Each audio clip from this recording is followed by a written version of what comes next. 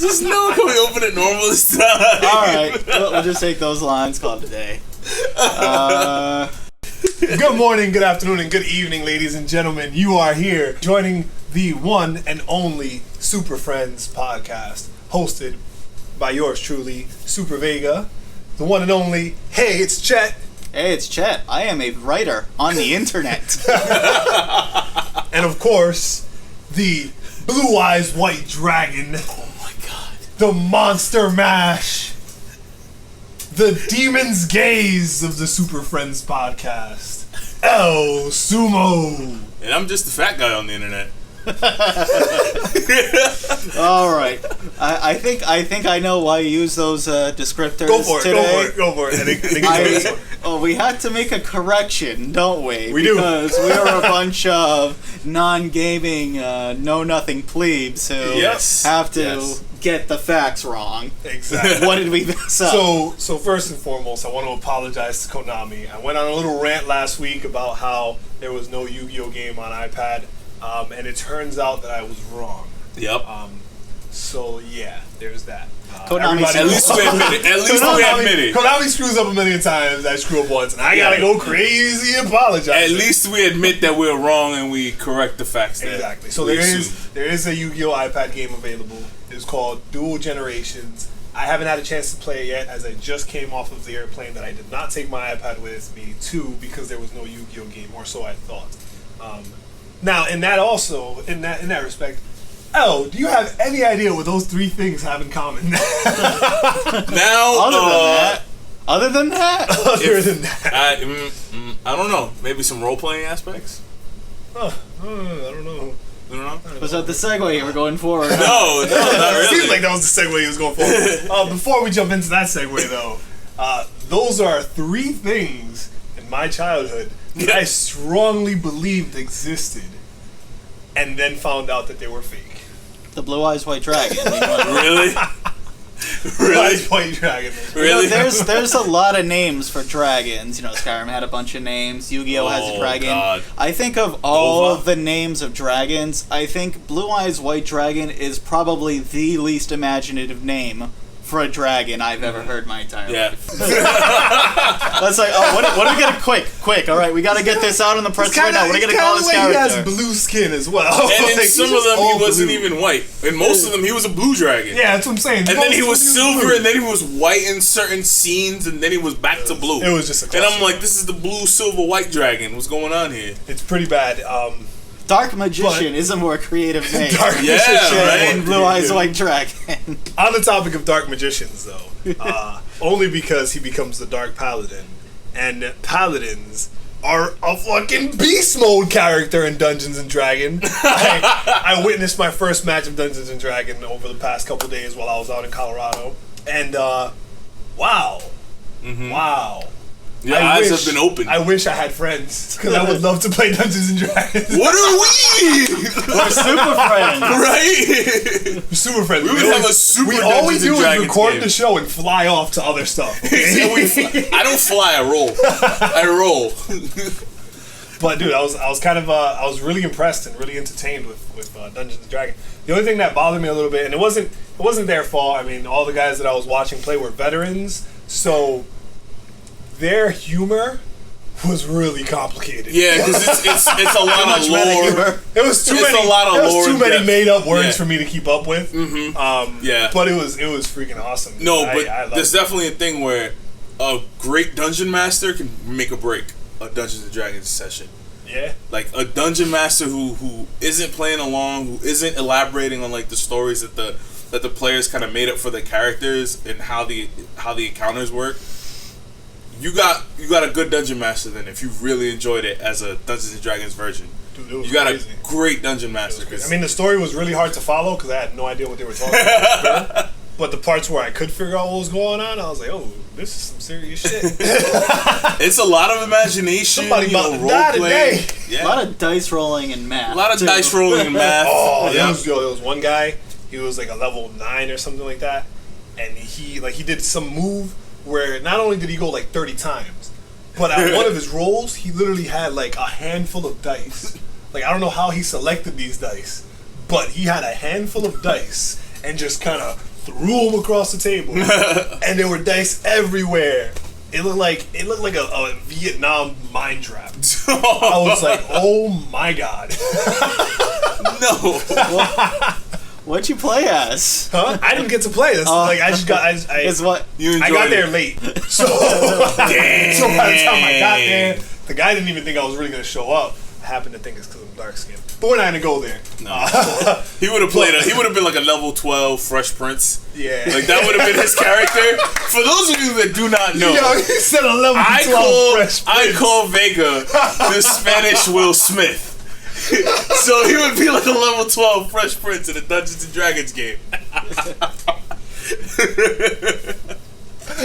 Oh man, I don't even know where to go from there. Well, level 12 Fresh Prince, and that's the end of the show, guys. Take care and good night. What'd you play out? Oh man, the last time I played a Dungeons and Dragons game, I was a berserker. Dual hand, heavy armor, two-handed axe. I love those types of melee characters. And I don't know, it was probably like years ago now. There's no one to play with. No one is that hard of a nerd, and I don't have like the stuff for it. What it appears to me as though I don't have the right size table. The table that they used was huge. Like I've never been to a board game. Like I've never been to play a board game. Like I love playing board games. I love watching board games. I love card games.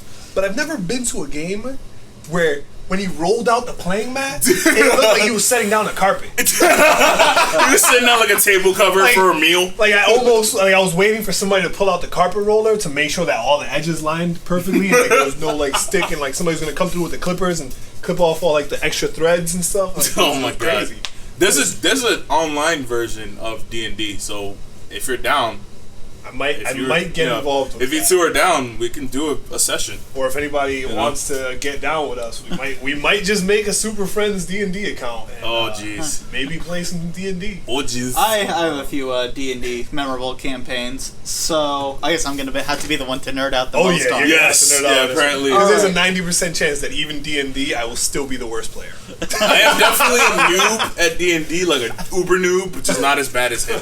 I never dungeon mastered, but I played a few games. So I played with my friends. They invited me in. Started with D&D 3.5. Still the most popular one right now. Haven't kept up with the new ones recently. Most interesting games were when I started, I was a thief/assassin. I was terrible at it. But it was because my first game and I did not know what I was doing. So I kept putting stats into the wrong thing.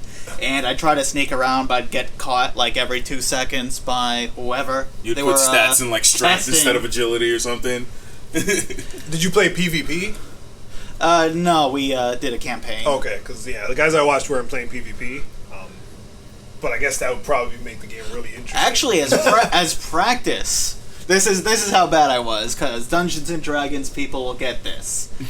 With practice, it was me as the new stealth assassin versus a bard. Now, I don't know if you know this, but bards are supposed to die. They're supposed to be the first thing that dies. Depends on the bards. Depends on which universe of bard. It depends on which universe of bard, because there's some where it's like I don't know. Okay. The guy that I watched playing bard yesterday, he was pretty beast, and he kept dying. At one point, I thought part of his strategy was to die. Like, I thought it was just in his game plan. He's like, when I die, I activate my ability that brings me I'm immortal and indestructible for 5 turns. It's like, what? He turned the troll against the trolls. It eventually came to, I had to throw throwing darts at this guy because I couldn't get close enough to him to actually start attacking him. Because the other mistake I made is, as an assassin, I was trying to go Assassin's Creed assassin. Not realizing it would have been better if I just had a bow, but I didn't. So you were mistakes were learned, and we played another game later. It was actually a little bit less interesting. What we did do was interesting was the second time we made a big gathering for it, and what we did is we played a mod. I know, you can, mods in real life here. We played an Oblivion mod. What is this? Oblivion for, Wait. It's Dungeons & Dragons 3.5, but they do a build over where you use a different set of character classes to go in line with whatever was from Elder Scrolls Oblivion. That's awesome. That was helpful to me because I played that a lot more. So I instantly knew what I wanted to do.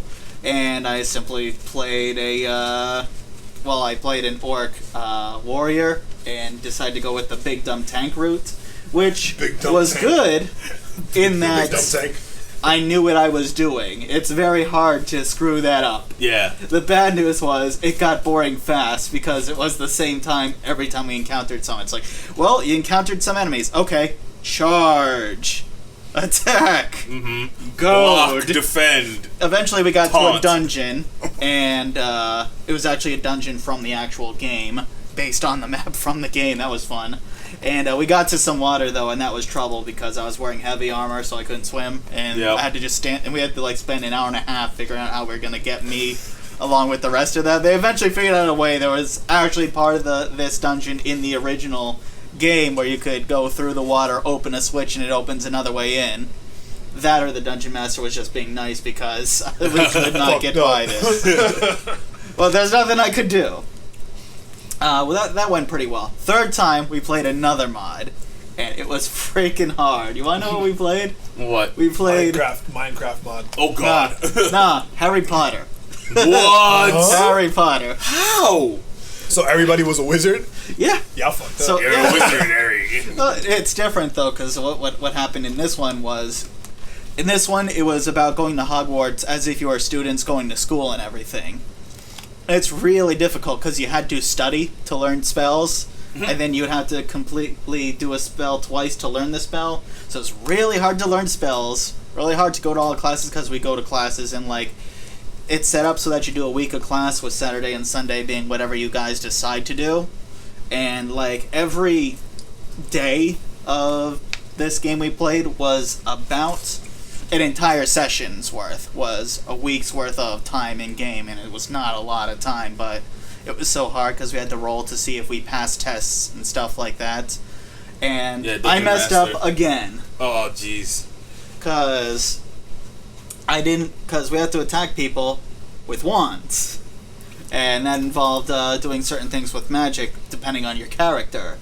My mistake was rather than trying to put more power into one thing than another, I put a very even amount into everything that would pertain to learning, very little into what would actually pertain to hitting people with a wand or using a broom. Oh, jeez. Yeah. So this ended up with a situation where I was doing good in most of the classes, but then outside of classes, I couldn't ride a broom, so I was failing broom class, and they were going to, if I fail that, I guess I have to do the semester over. And I couldn't hit anyone with any spells whatsoever because my spell making was also atrocious. Wow. But I was good at potions, so I was eventually taken to, well, maybe I can just be the potion guy and throw potions at people. An alchemist, pretty much. That is actually legitimately what it came to. We all went to the Forbidden Forest, because that's what you do as kids. You go into the Forbidden Forest to attack monsters. We got killed by monsters. Yeah. And then we had to make up a rule because we got killed. And they was alright, so, you guys were teleported out after you died because there's an enchantment on the forest.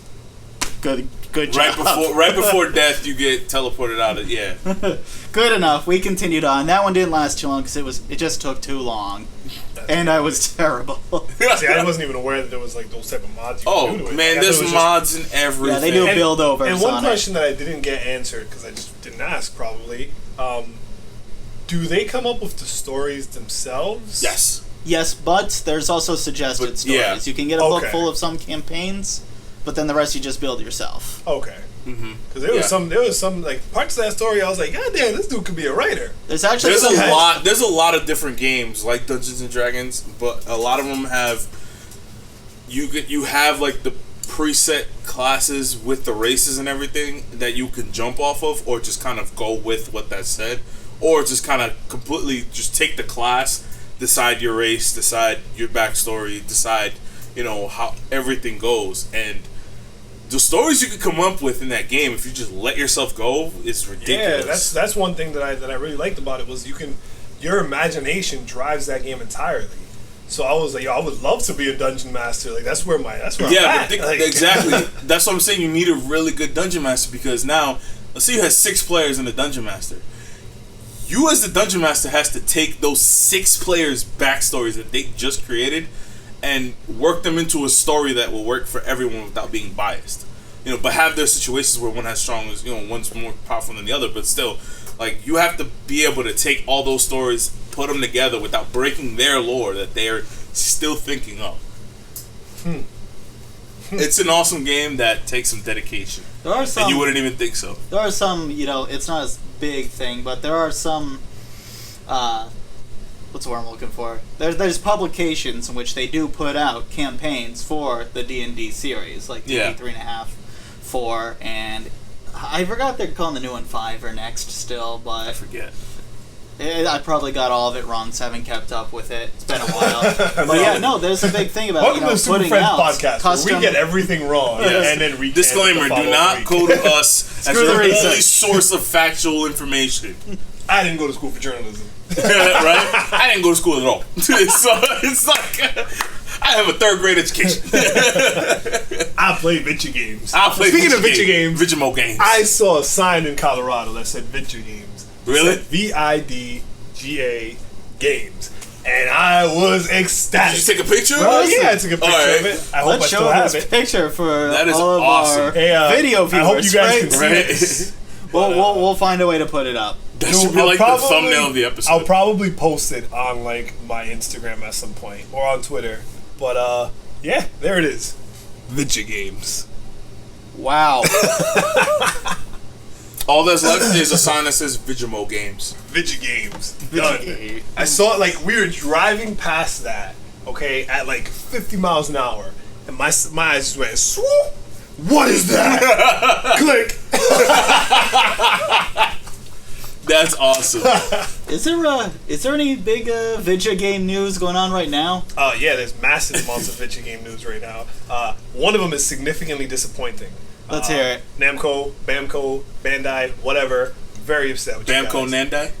You missed a prime opportunity to take advantage of the calendar, aligning the moons with the planets directly in front of the sun to announce Tekken 7 coming to home consoles this fall. Instead, you gave me Tekken 7 coming to arcades in 6 states in the U.S. Congratulations, Namco. You are still gonna get me to drive down there and play me some Tekken. Hold on. Where are there arcades? So the closest one to where we are currently is in New York. Okay. Arcade in Times Square. But if I remember correctly, they are gonna have one in New York, Texas, California, Florida, and the other 2 are probably irrelevant. One of them I think is Seattle though, so it might be relevant. Only Seattle, the facts, everyone. Only the facts. Only the facts. Ladies and gentlemen, introduce yourselves to Google. Yes, Google is your friend. Look it up for us. But no, I was super excited. These are not the facts you are looking for. And they dropped the ball on me, man. I was like, yo, this is the prime opportunity, man. The 7th month, the 7th day to announce Tekken 7. That's epic, and then they didn't do it. But luckily, Capcom picked up the slack today. Let's hear it. Capcom just announced the boy, the one and only, the man of the hour, Ken Masters, coming to Street Fighter V to a PlayStation console near you. What? I don't know. PlayStation. I don't know why. Because it's not coming to Xbox. I know. I don't know why it's coming to a PlayStation console. Xbox has the colors. There's approximately a dozen more colors on the Xbox. I say 2 dozen. Not according to Street Fighter. I say 2 dozen. Ken even is sporting. Damn it. You might be right about the colors. Ken is now sporting a brand new costume. Sort of brand new costume. You know how I know the old Tekken game, in all the old Street Fighter games rather, he had the same gi, the same costume as Ryu. Yeah. It was just red. Just red. Now long he sports the same red costume with a black sport real tight Under Armour type of thing underneath. and he takes the red gi above off and just kind of leaves it as like a hanging shirt. So it's like hangs behind him. Yeah, it hangs behind him, and he's wearing a black shirt. So we might not have more colors on PlayStation. Only the facts. Only the facts. Sooper Friends. Only the facts.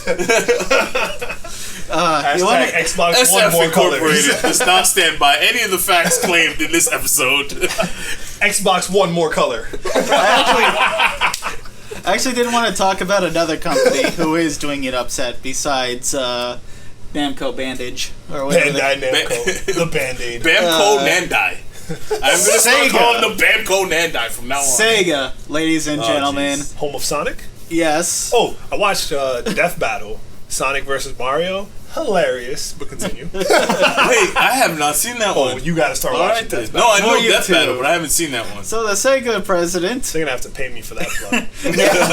Shameless plug. Sega president admits it's betrayed fans' trust. Must make more quality games. And I have to say, really? Really? Hot off the heels of the Kickstarter for Shenmue 3, Sega is admitting that they should have probably funded the damn game themselves. Way Yes. to go, Sega. Or Way to go. any game. Well, it's not even funding. They want to like increase quality. It's like, where have you been for a decade? No. I mean, like Alpha Protocol. Whoa! Don't get me wrong. Don't Actually, you wait a second. dare. I did. I went there, but no. See, Sega gets a lot of crap for putting out crap, but it's because they should be importing the good games that they have, and this way, they won't be putting out crap. Well, they published Alpha Protocol, though. That wasn't their finishing work. Like, even the work that they're directly responsible on. Not that they're not responsible for the quality of the stuff they put out. The stuff that they've made. Like, let's include the stuff they published, too. Yeah, because I can't think of anything besides Sonic that they've made. I might be wrong on that. But, well, actually, let's start with Sonic, okay? So, we all grew up with the Sonic. The Sonic. See. Uh... Actually, my first experience with Sonic was Sega Dreamcast. As depressing as that is. When did Sonic get bad for you? Well, I never played anything after Sega Dreamcast. So I would say a better question would be, when did I give up on Sonic? When did you give up on Sonic? And that was probably when they dope. introduced Shadow with guns. Shadow, that was pretty late. Shadow with guns, and was it good? was just terrible. It was terrible. Oh, it was such and that was what? That was like early 2000s, wasn't it? Yeah. I gave up in early 2000s. Only the facts. How do you define early 2000s? Because I define it as anything before 2010. No, that's I define like too far. Below like 07. Below like 07. It's up below 9, really. So Madden 2007 is where you draw the line. I guess. I've granted Sonic a lot of levity because I really liked it. I liked Sonic Adventure. Sonic Adventure 2 I never actually really got to play until way after the fact. That one was amazing. Sonic Heroes was like the tipping point of where it started to get bad for a lot of people. I didn't mind it. The controls were a little wonky, but it wasn't terrible. It wasn't broken. For a lot of people, this is where it got bad and where a lot of people stopped playing. Sonic the Hedgehog 2006. They didn't have another name for it. Sonic, that was that's the one that had the silver guy. What's pleasantly referred to as Sonic 06. When people say Sonic 06, they mean death.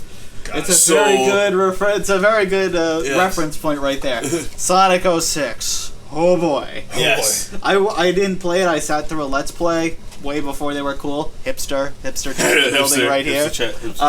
Watch this Let's Play. Oh my god. Terrible.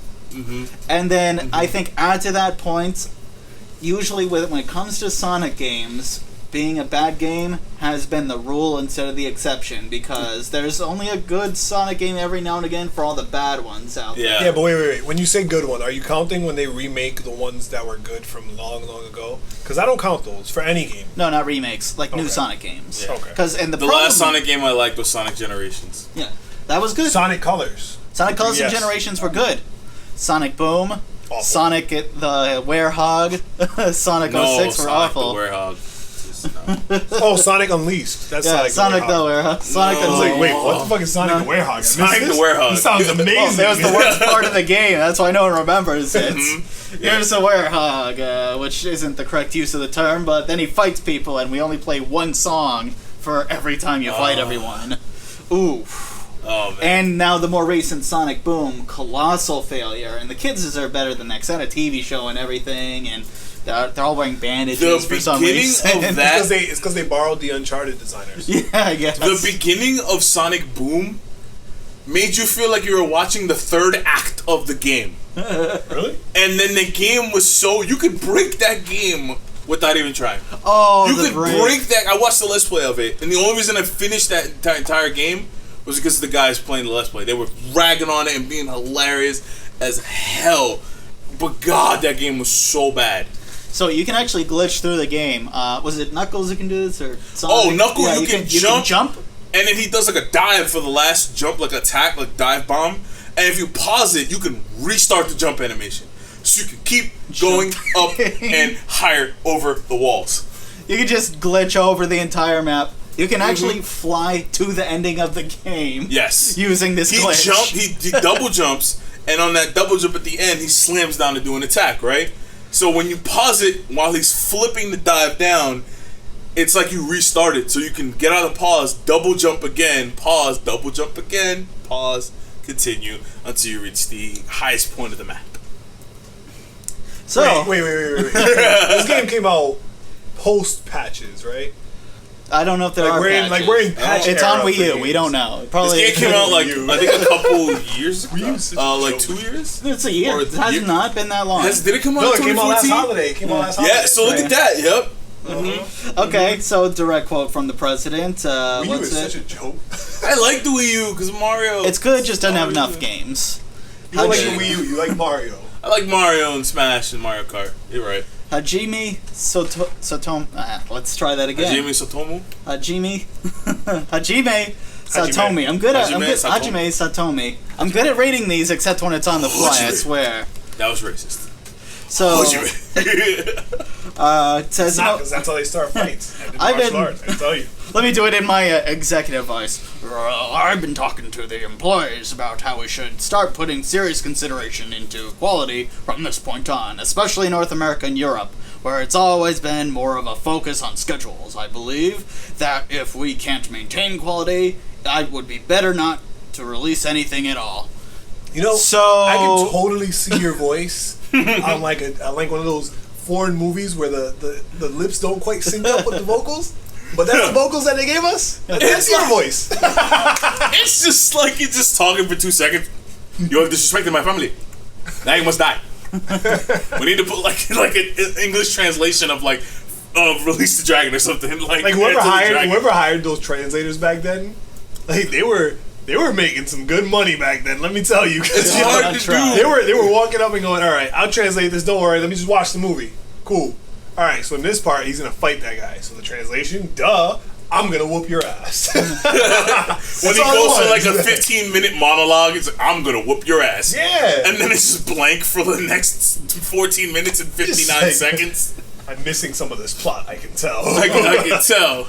You're sitting there staring at each other in silence. So this implies to me that they didn't care about quality before now. Right? That kind of admission of That's guilt. What that could. It's like, yeah. You mean this entire time quality was not a concern? Nope. Well, apparently not. They let Sonic Boom go. So, Sonic Boom. Okay, let's point out another one that they published.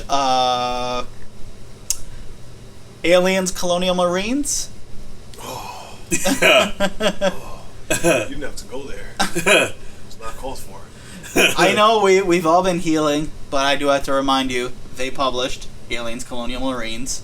I did not believe it was going to be that bad. Everyone says, "Oh, it's really terrible." I bought it for like $5 just to see how bad it was, and yeah, it was bad. It wasn't even worth $5.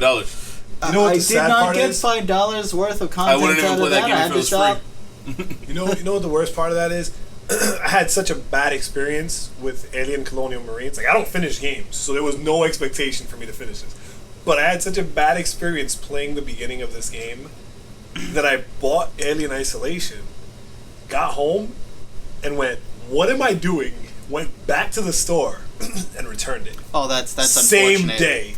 Like, same day. I literally was like, I'm not going to do this to myself. And I went back home, wasted gas, returned the game at the store, and then drove myself That's unfortunate, because Isolation was good. Was it? Mm-hmm. I'm sorry, my I'll friend. wait till it's in the dump bin at Walmart. It's good.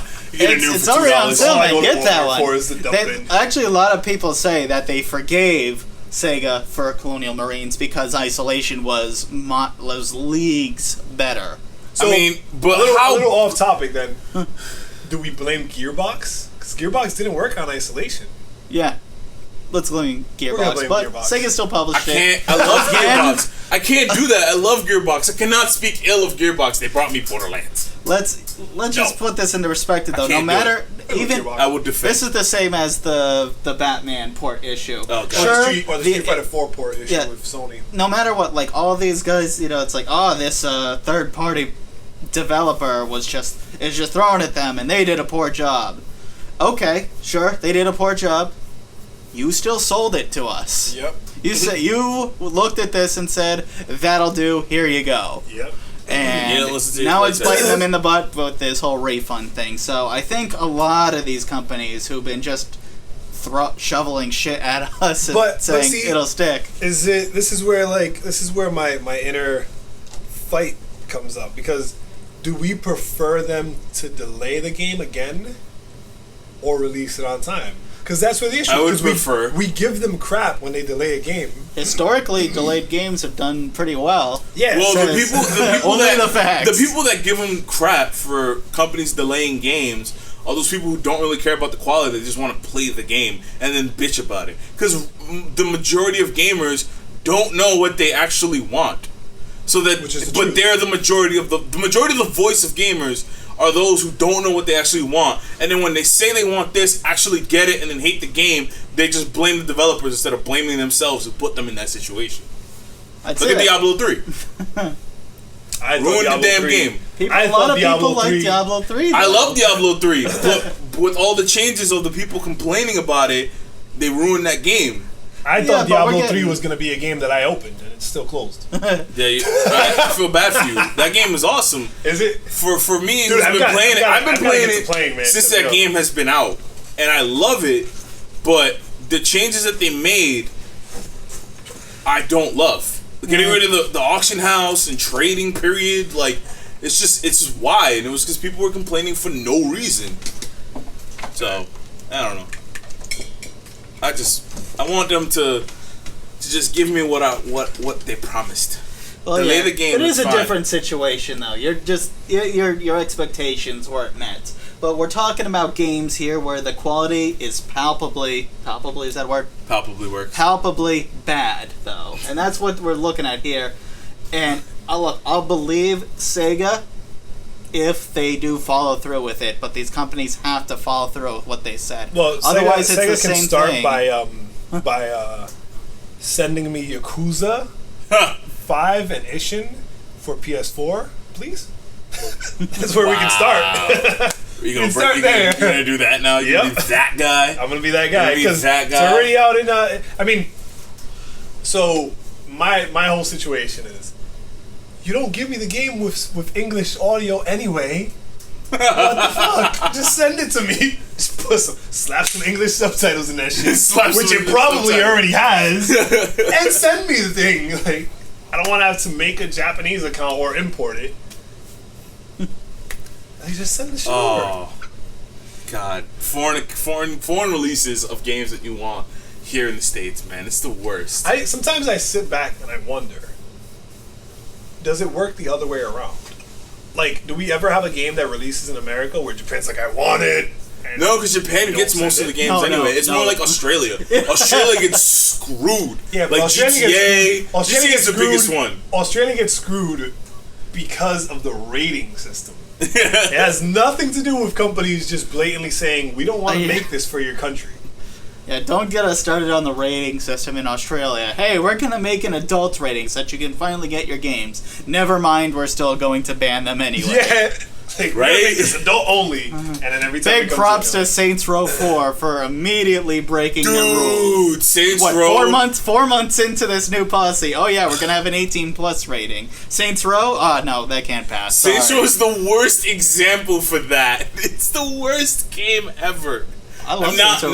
not in a bad game. The game is a shit ton of fun, but it's the worst game to kind of base your system on. That game is like NC-27 in other countries. NC, no one should ever play this unless you want to give up the rest of your soul in enjoyment and pleasure. It's such a. I love the Saints Row 3 and 4 personally. I'm one of those people who loves 3 and 4, doesn't really like 1, and is okay with 2. 2 was the best, but 4 was a lot of fun. Yeah. And 2 didn't age well though. You go back and play 2, and you're like, I can't play this anymore. It did not. See, I've never gotten into those like open world games like that.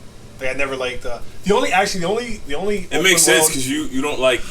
The only open world. Let's games, not bring it back. The only open world games like that I really loved. Big up to Square Enix for giving me Sleeping Dogs. Because Sleeping Dogs was really good. Incredible. It was open world light. No, I consider there weren't a it was lot open world, but it was open world light because the world isn't as big or as alive as in most other open world games. Let's say this: it was open world. Yeah, it had a really good story. It was open worlds, but it was not a sandbox. Right. Okay, I'll give you that. Like it just had a really well designed map. Wasn't super huge, but you got to know it by not being too big. So eventually, while you're playing this game, you get to know the streets. You get to learn where places go. I think that's why I consider it. I think that's why I consider it open world light. It got into a point. It got to a point in that game where I played it enough that I didn't need the map when people said to go somewhere. Like they were like, "Oh, you need to go to this place," and I was like, "I know where that is. I pass by it every time I go to this other place." Is it a bad thing that I can do that in GTA? Yeah, as long as you're familiar with GTA or is in huge, Skyrim, and I haven't been able to invest. Like I never wanted to invest the time in it, and the only reason it makes sense. Only reason I started playing it was because everybody was like, "Oh, you got to play GTA Online with me." Never did that, and they were like, "Oh, the story's pretty good." Never made it past the 3rd mission. So it was just I just couldn't get into it. I was like, this story needs to pick up fast, or I'm gonna get really depressed and stop playing. GTA has a slow burning story. Yeah, like, you got to be really ready to. You gotta like GTA. Yeah, games like that you have to be ready to. It's not a pick up for an hour and play. You pick up for 3 or 4 hours and play. It's games like that. See, but I don't agree with that because most of the time when I pick up a game, like when I start playing a game, it usually means I'm gonna be playing that game or video games for like the next 8 hours. So if I pick up a game and I start playing and I'm 2 hours in, I'm like, okay, I still don't know why I'm playing this game.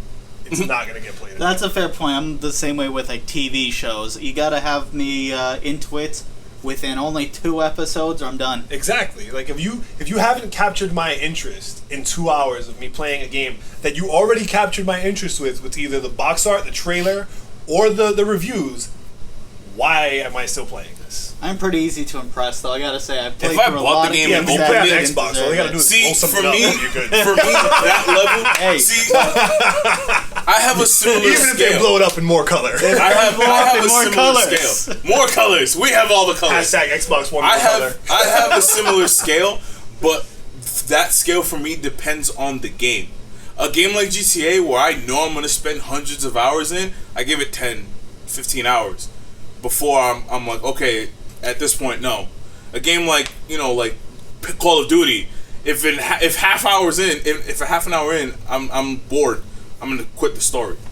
It just depends on how much I'm projected to spend on this game. There's no way that you're gonna be bored half an hour into the new Call of Duty because it comes with a fridge. That's okay. Look, I have not bought a Call of Duty. Here's my obligated fat joke. I have not bought a Call of Duty. I have not. We want to talk about it anyway. No, I have not bought a Call of Duty since Black Ops 1. I love Black Ops 1. And I loved Black Ops 2. I loved Black Ops 1. I love Black Ops 2. I skipped the Infinity Ward games because they're fucking garbage. But I haven't bought a game since Black Ops. I haven't bought a game since Black Ops 1. I haven't played since Black Ops 2. And I might buy Black Ops 3 because of the damn mini fridge. It comes with a mini fridge. I'm going to convince the powers that be that I need this mini fridge and purchase. Convince the one that wears the pants in the family that this is a actual purchase. Hey, she lets me wear the belt. No, she lets you wear shorts, so you feel like half a man. Like half a man. She coming from the man who only wears shorts. Yeah, but that's my choice. It'll be the middle of winter, snows up to our chest, our nipples are freezing, and Sibel's walking around in a sweater and shorts. But not even with boots. He's just wearing shorts and sneakers with ankle socks. Fuck sneakers. Fuck sneakers. I'm wearing sandals. What are you talking about? I'm a polar bear, though, man. Come on. Oh, man. I'm a polar bear. Jeez. But I was already excited about Call of Duty. The PlayStation Call of Duty partnership, I didn't care about because personally, I don't buy DLC. And it's not because I don't want to support the DLC, but they don't give me DLC that gives me reason to buy the game. Like, I buy games for the story. You sell me some DLC that adds to the story, and you got yourself some money. I bought the Last of Us DLC because it added to the story. I've bought no other DLC ever because it depends on the game. Added to the story. It depends on the game. A game like Last of Us, where their main drawing point was the story, they're gonna have story DLC. The main drawing point of Call of Duty is the multiplayer. True. They're gonna put multiplayer DLC. I understand. At least give me one story DLC. Yeah, but what about games? Right? What about games that have like a really good story, and then give you some crap DLC for multiplayer? Well, like, for what, for example? Yeah. So, for some reason, the only thing I can think of is Mortal Kombat. So, like, their story... So, Mortal Kombat. Mortal Kombat 9, they reinvigorated the Mortal Kombat series with the current generation, or last generation version. The storyline was absolutely great. Everybody raved about the story. Online play was awesome. Everything about the game was dope. The story ends. Spoilers. If you haven't played this game, sucks to suck. It's been way too long. Spoilers. I was gonna watch a video on the ending when we finish the show. So you can go ahead. So you beat Shao Kahn, and then after it all ends, you find out that Quan Chi has been pulling strings from the background all this time, and he's reawakening Shinnok. Right. Okay. So all right, cool. That's how we all knew DLC was Shinnok. That's how we all knew we were gonna get Mortal Kombat X. Right? No, DLC was a bunch of other crap like Freddy Krueger and some old characters, which some of them were cool, some of them were shit, but it's alright. I'm not really complaining because I like when they add fighters. But my complaint here is then we get Mortal Kombat X, and the story picks up way after Quan Chi resurrects Shinnok, and there's a bunch of stuff that definitely had to have happened in between because Johnny Cage and Sonya Blade have a fucking baby together. It's gonna be DLC. So there's stuff there. It's gonna be DLC. It's only multiplayer. But that's what I'm saying. They didn't give us a story DLC for Mortal Kombat 9 to explain what Quan Chi was up to, and they're probably not gonna give us. They don't have anything planned for DLC to tell us what the fuck happened between X and 9 that Quan Chi and shit that made all this stuff work so well. It'll probably be a DLC if they plan on elaborating the story. It'll probably be DLC, a prequel DLC. They don't plan to elaborate the story. You know why? Because those fucking assholes put it in the comic books. Now that they got bought by DC and Warner Brothers, they're making like comic books that go along with the game and tell the story. Oh, yeah, you're just trying to take more money from me. You're screwed, guys. Yep. But I bought the comic book anyway. Come on, man. What was our original point? I have no idea where that was going. I don't know. We went to Call of Duty Collectors and with Collector's Editions of games. Collector's Editions of games. Collector's Edition. We can do DLCs as well. Stuff up, Just Cause 3 has an incredible Collector's Edition. I have not seen it. The grappling hook. Are you serious? Grappling hook. What? Yes. Wait, is it a shitty piece like the hidden blade from Assassin's Creed? It looks really high quality. Cool like the arm from Batman? No, it with looks the batarang. It looks super cool, like really high quality. My concern is it's coming. Is it partnership with WB? Or is that Square? It's Square. No, it's Square. All right, never mind. All my concerns are gone because WB just fucked everybody with that Batman.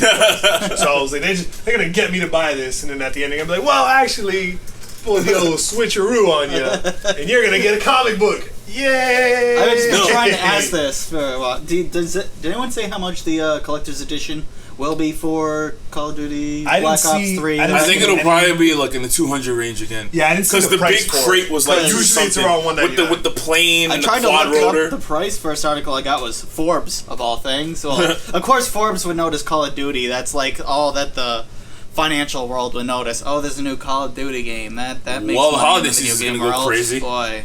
Yeah. Ladies and gentlemen, if you have not invested in Activision Here's the thing. Only 12 cans. That's the capacity of that fridge. 12 cans. That's fine. It's so cool fridge. It's a freaking fridge from zombies. So imagine those little boxes you get at 12 cans. Just imagine that as a fridge. Yeah. It's probably 6 and 6. Well, but it's probably 6 and 6. Mm-hmm. No, it's tall. Love a look. Oh, so it's probably 3 rows of 4, probably. I can't zoom. Maybe 3 rows of 4. I can't. The question is, oh yeah, so that same picture. So the question that it brings me to ask: can I remove the shelves? Probably. Actually, would have been fine if they just did a regular mini fridge and just slapped a 3 logo on it than the design it has now. No, you want the design. You want the design because it's part of the zombies. I want a fridge. Zombies, man. No, because then it'd be like. But think about that. Then it'd be like $400. So if it comes out for $199, right? Like we expect it to. Yeah. That's a fucking deal. Yeah, I guess. Mini fridges are about $199.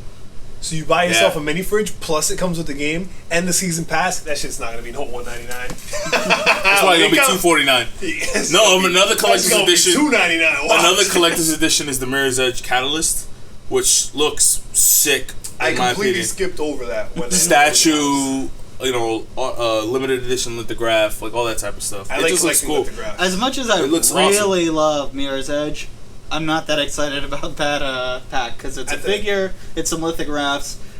It's not the Pip-Boy. All I'm saying. They usually give away lithographs for free. Fuck the Pip-Boy. No. I have a Note 4 because my phone can't fit in the damn Note. You know what? I got a big phone. Well, look, man, I wasn't gonna dish out $120 anyway. I would. They need to make more. I'll buy it, please. No. Please make more. I still get the app, and it's on a bigger screen now, so it's fine with me. I still get the app. It's just, but it's not on your wrist. Exactly. I don't know. It's fine. Look, it wouldn't fit on my wrist either. I got man arms, not like these little children running around with these Pip-Boys that fit. No offense, Vega. Where are these children? No offense, Vega. It would fit my arm perfectly well, I'll have you know. That's because you have the arms of a child. That's because you have the arms of a child. Maybe the most muscular. I have the arms of a Super Saiyan child. No, you don't.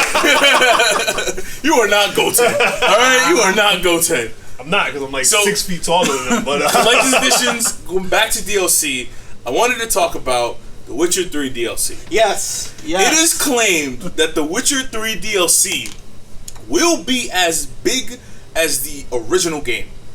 Shut the front door. If it is true. So what you're telling me is I still will not buy the game because it will overwhelm me with the amount of content that is in the game. I will buy it. You will be an old man by the time you finish this game. At your pace. Yes. At my pace. Witcher.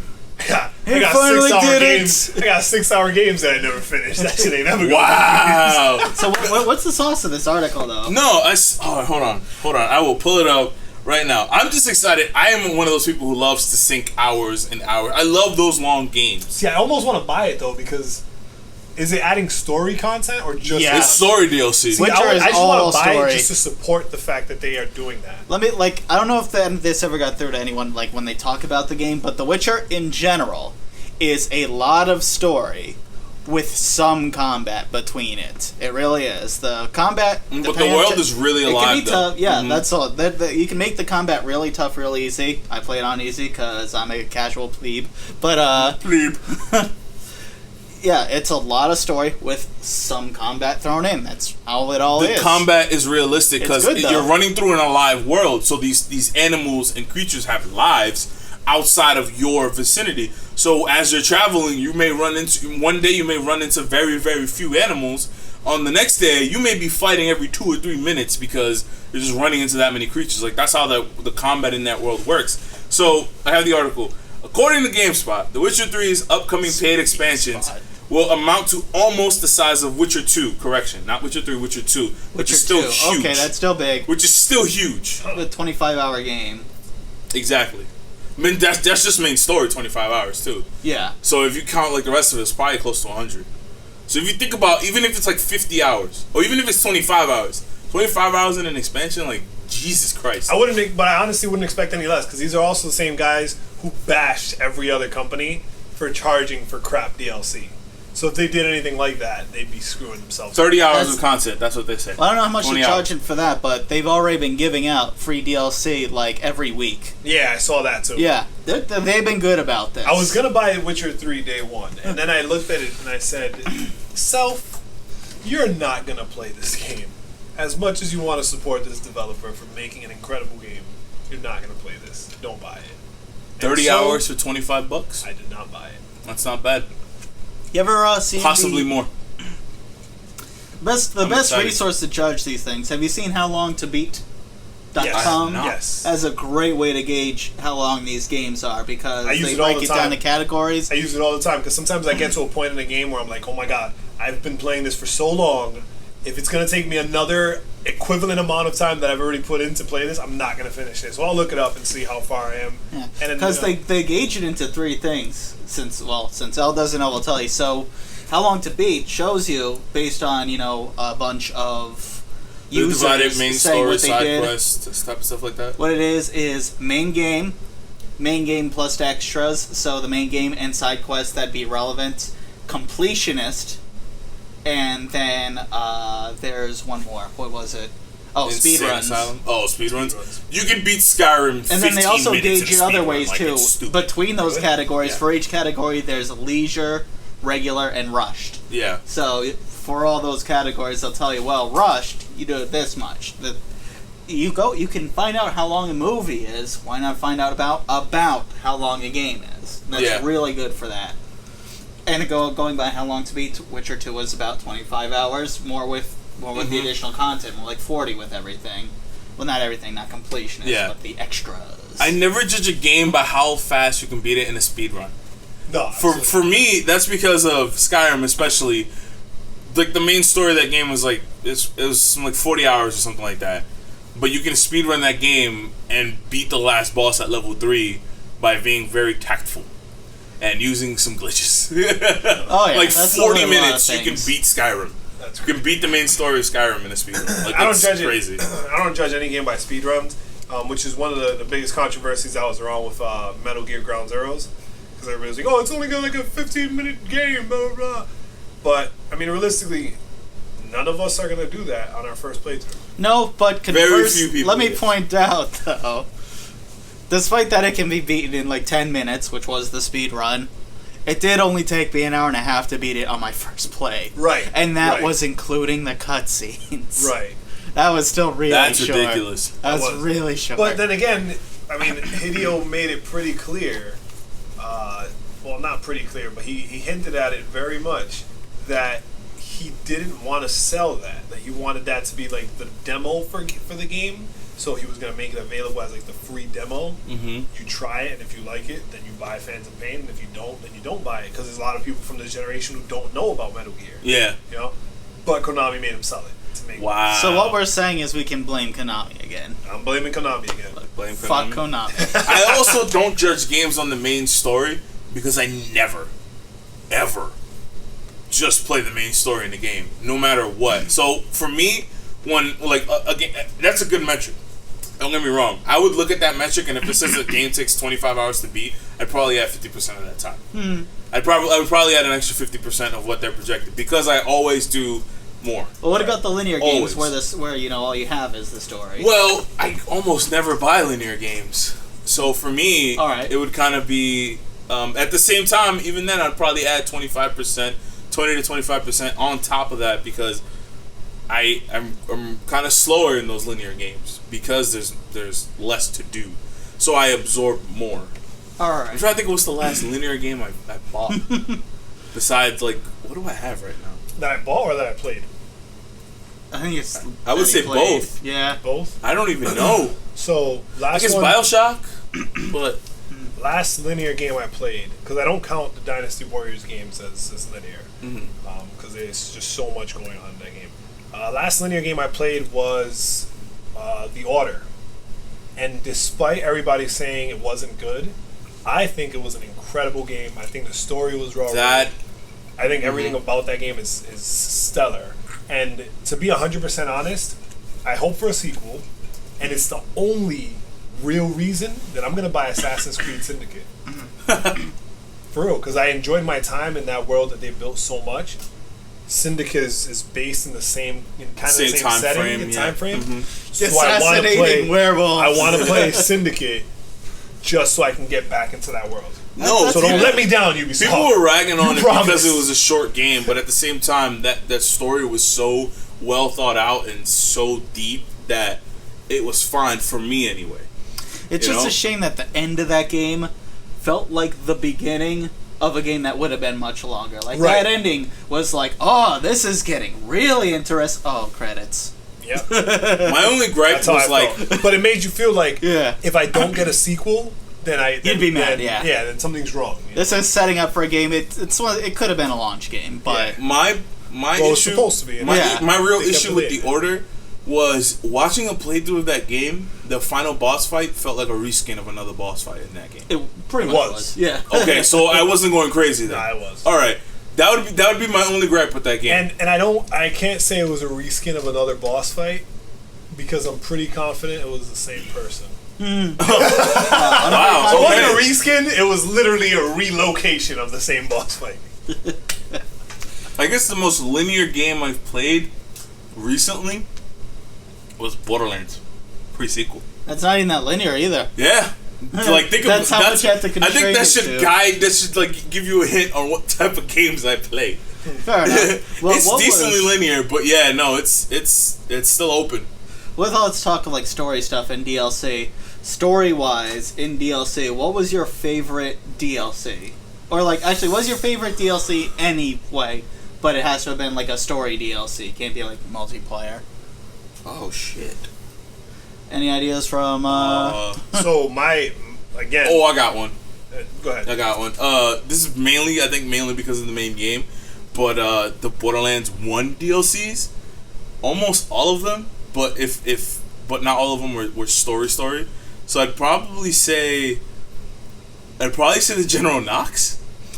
They were good. Actually, because Borderlands DLCs introduced Mad Moxie, who became a sensation for the rest of the game. Yeah, no, but like definitely probably General Knox, the Armory of General Knox, just because of, he introduced Cromrax, General Knox, the Treasure Room, Moxie.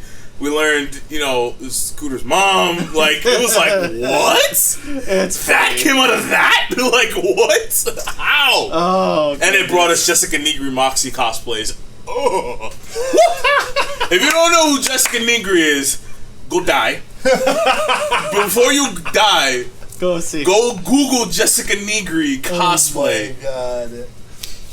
We gotta get paid for that plug too. Yes, Jessica Negri, I love you. What's your thought, Kurt? Well, yes, I like the Borderlands downloads. My favorite was Assault on Dragon Keep because more Tiny Tina. But that was pre-sequel, yeah. No, that was two. Borderlands 2. That was two. And Tiny Tina was a great Oh my god, character. Tiny Tina was my favorite character in that entire game. Introduced me to Ashley Birch, also a great voice actress. Oh, she's amazing. Actress in general. Oh my god, the pre-sequel. Have you played the pre-sequel? I did. Have you played the New Game Plus? No, I know that she says a few Tiny Tina commentary. No, it's commentary with the characters from, like, all the characters. They commentate over, like, the scenes that happened. Like, that's so you know how in the beginning of a pre-sequel, it's you capturing, Athena. No, it's not Athena. The fuck is her name? You're capturing the badass assassin from, 1. Oh, Lilith? No. She's part of like the Crimson Lance. When you capture the assassin, and that's how she starts. Like her telling the story to them. Okay. Is you playing the story, right? Okay. So you don't hear her, but in the New Game Plus, you're playing like while she's telling the story. So when something happens at you while you're playing it the first time, it's like that's kind of weird. They will make a comment on most of what you think. They did that you should anyway, make a comment. though. No, but like. They do it more? Yes. Like, all the time. It's awesome. Alright. And Tiny Tina's lines are fucking hilarious. I'll check that out. Alright, so then for DLC, my favorite, Mass Effect 3 Citadel was my favorite because of what it stood for. Mass Effect Isn't is that a series. when they fixed what they messed up? When they fixed the ending, was that no, that was a patch. That was the extended cut. Yeah. Good job on that one, actually. I know that's a lot of controversy. I don't want to poke that beehive some more, but I liked that extended cut. Far away. It did a lot that the ending needed, and it didn't change the ending. It just gave it what it needed. But no, Citadel was the side story, and it is just silly as hell. So basically, instead of being a big epic story, it's like, hey guys, the Normandy needs repairs, so we're gonna dock the ship and you're on shore leave for a bit. Then Shepard gets attacked by assassins. No, and what? It just gets campier and campier. And here's the thing: the actual download is about an hour and a half to 2 hours of story content. Very short DLC. And then another 6 hours worth of fan service and other things to do. Oh, jeez. Because there's after you're done with that bit, you do get to keep like the apartment that's given to you, and you get to have a house party, and everyone from your crew is invited, and everyone gets drunk. Oh, Joker and Edie. That happens. It adds a multiplayer shooting arena, not a multiplayer one, a single player like combat arena, an honest to god arcade where you can go play in arcade games, and there's a few other things, but it's been a while since I played it. And you get to individually interact with every single one of your crew members. That's awesome. They each call you and say, "Hey, I want to talk to you at the apartment," and you get to, if there's someone you're romancing, you get a romantic scene. If it's one of your buddies, you bro it out. It's all really good. So it's like 2 hours of a very silly campaign followed by another 6 hours of just more bullshitting. More and randomness. It is glorious. I gotta add. That is how BioWare should do more of their works. I gotta add a DLC to mine, and that's only because of it's not like one of my like top. It's probably like top 10, top 15, but it's mainly because it was the Skyrim Dawnguard DLC, because it in the normal game, vampires and werewolves, it was terribly done. Yeah. Just terribly done. There was no real progression when you were a vampire or a werewolf. In the Dawnguard DLC, it added brand new skill trees to both of those bloodlines. It made them so much more fun to play. It added the vampire lord factions, the transformations for vampires, improved the transformation for werewolves, made it more viable, and made you feel like you were a hulking magical beast who could kill and feed on anything. Like, and the story was interesting. Like the story, how you fight the vampire lord, and you meet. Dude, there's a race called the Falmer, which are snow elves that have been driven underground, and they've disfigured over the years of evolution to be blind and like hunchback and skinny, bony, haunting creatures, right?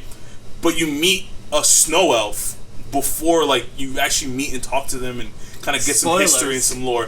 Look, man. I didn't play. Look, man. Spoiler alert! But I'm gonna sample that. That should be our thing. Spoiler alert! Right, but you meet these and you get to see a lot more of the kind of past and explore more and expand on what should have been badass bloodlines. Like a vampire is a badass. A werewolf is a badass, and they made them badass in the Dawnguard DLC. That was good. I don't want to rob VEGA of his DLC of choice, so VEGA. So, as we're cutting it close to the time, so if we talk about a silly DLC, not just your favorite DLC. Favorite. Oh, favorite? Then I mean, favorite again, that isn't multiplayer. I gotta say that Last of Us DLC, man. Left Behind? Because it's like the only DLC you've ever bought. No. So it's the only one that I've paid for, but not the only one I've ever played. Because there's a lot of games that I bought Game of the Year edition or like Fair enough. That they give you the DLC. And you can count that too. Like if you bought a Game of the Year, I mean the DLC is still DLC. Yeah, it's still DLC. But of all those, you say but definitely by far The Last of Us. The Left Behind DLC, it does so much for character building for Ellie and it just gives you a moment in the game where without that DLC, you kind of just overlook that moment in the game. Like, I don't want to ruin it for anybody because there's still a ton of people who are buying PS4. Spoiler alert! No, Go ahead. spoiler alerts, because that game's worth not spoiling. Yeah, exactly. Well, I'm never gonna play it. But it's just a moment in the game where this part happens, and you're just like, oh, that happened. Oh well, and then you just kind of move on. But then they give you the DLC, and you're like, oh, wait a minute. That's right. That is what should have been happening. Holy crap. Now I need to watch a playthrough of it. Yeah, dude. I actually do need to too, because unfortunately, back when I was borrowing a PS3, I didn't have enough time to play through it. My friend let me do it just to play Last of Us. I mean, I'll catch you guys up after the show, but I don't want to spoil it for anybody who hasn't had the chance to play it yet. But it's I mean, if you buy a PS4 and you buy Last of Us for PS4, it's included, so there's no reason not to play it. It is a good game. If you haven't played it and you have a PS4, you can buy it just by itself, so you don't even have to play the game, or you don't even have to buy the game to get to play it if you haven't. But definitely something that I would consider. On the more comical side, the DLC for Sleeping Dogs, the zombie Halloween one. I played that. Geez. Oh man, that was great. Wasn't that epic? That was it's about 2 hours, but it was fun. That's how you make a scapegoat DLC. Right? That one was just goofy, but it was definitely fun. Just like our time has been extremely fun today. Man, it's time to wrap up. But unfortunately, it's time to wrap up. Time flies, man. Hopefully, you guys join us again next week. Before we wrap up, let's do some self-promotion. VEGA. Shameless self-promotion. We like you. Where can we find more? As I was just out in Colorado, shamelessly self-promoting myself. Wow. I'm going to cut that out. As I was out there shamelessly promoting myself, you can find me on It's Super VEGA on Instagram or Twitter, or you can just go to supervega.com, which, interestingly enough, I am working with my team to redesign the website so it becomes less of a boring, bland website and more of an experience. It's something really fun. So any type of feedback you want to throw at me, feel free, definitely send it to me. My email's on there. You can send it to me through Twitter, Instagram, whatever you want. Just tell me what you think. I love talking to people, clearly. Elle, have you done anything more with your Twitter yet? I've actually twatted some things. I don't even think he accepted my follow. No, I think I did. So wait, I have to accept follows? No. It's customary to follow people. Didn't I follow you and you accepted my follow? Yeah, something like that. We'll figure it out. What's your Twitter handle? I actually did twat a couple things. Twat. I used Twitter. I twatted. I twatted the Witcher 3 DLC article that is, the huge Witcher 3 DLC. I twatted the Call of Duty article for the collector's edition, and I twatted I tweeted a Final Fantasy 14 article that I wanted to try the free trial, but then it wouldn't work. So I said, it'd be fun to try it, but can't really get it to work. I will be tweeting more often because I'm getting back into training. I will be powerlifting again, so I will be posting a lot of stuff about that. So if you're interested, let me know. Hashtag only the facts. So if you want to see the Incredible Folk lifting stuff, then follow him on Twitter. Who knows? I might make a power training blog back from injury after post injury fat guy to back to powerlifter. Attaboy. That'll be fun. And Mr. CHET, how can we find you? A little bit of CHET. We all love a little bit of CHET. Everybody loves some CHET. Everybody loves some CHET. You can follow me on Twitter at hey_it's_CHET. And listen to me occasionally post some things that are interesting. I actually posted about anything from game news like the LEGO Dimensions announcement to how fast a Formula 1 car is because I'm into racing games. Cool. Also, you can check me out as Hey It's Chet on WordPress. Pretty soon I'll be posting an editorial on children's games. You can have that to look forward to. Before we end, my Twitter is L_sumo, SUM0. Oh, did we forget that? Say that. Well, I forgot that. I'm glad you said that because I think I spelled it wrong. Really? when I tweeted something about. Oops. Good job. Good job. Super Friends, away! Away!